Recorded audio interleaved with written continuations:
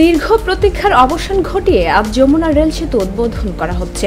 এর মাধ্যমে উত্তরাঞ্চলের সঙ্গে দেশের যোগাযোগে একটি নতুন দ্বার খুলছে।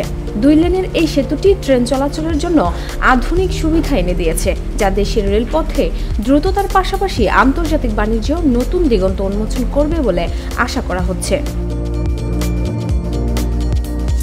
সংশ্লিষ্টরা বলছেন, যমুনা সেতু 2 লেনের হলেও সেতুর 2 পাশে সিঙ্গেল লেন থাকার কারণে পুরোপুরি সুফল পাওয়া যাবে না।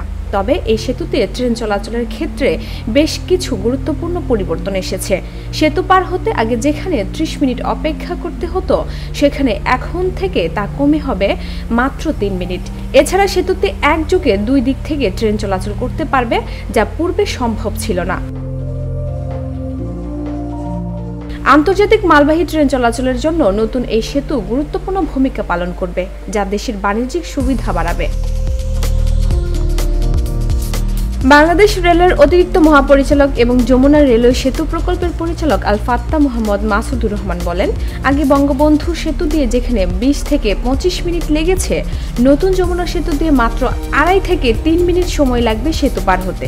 4.8 কিলোমিটার দৈর্ঘ্যের যমুনা রেল সেতু দিয়ে সর্বোচ্চ 120 কিলোমিটার বেগে 2টি ট্রেন পাশাপাশি চলাচল করবে। ডেস্ক রিপোর্ট, ভোরের পাতা।